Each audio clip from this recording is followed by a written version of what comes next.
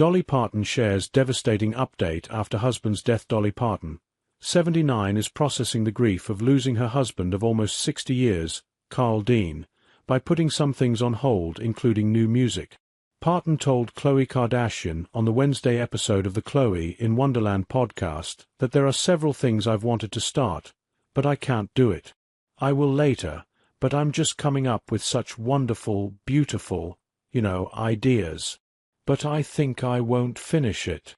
I can't do it right now because I got so many other things and I can't afford the luxury of getting that emotional right now. Parton's notoriously private husband died at their home in Nashville in March, at the age of 82.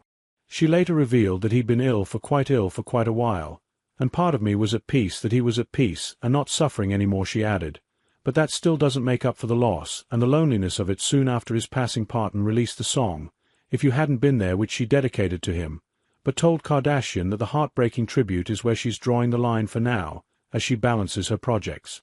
Last month, she announced she was returning to the Vegas stage for the first time in 32 years, with a limited residency at the Coliseum at Caesars Palace in Las Vegas. She's staying upbeat, even though the loss is still so fresh. My husband passed away 3 months ago, Parton said on the podcast Wednesday. When you ask me if there's stuff that I've started, haven't finished, there are times like that, things like that will stall you a little bit. But I'll write something else though, if it comes.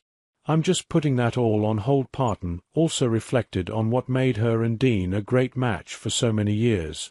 I'm not one of those people that has to have somebody around me all the time, she said. And Dean was the Ian to her yang in that sense. In fact, I don't like it. I mean, I have to be out in the public, and I belong to the public.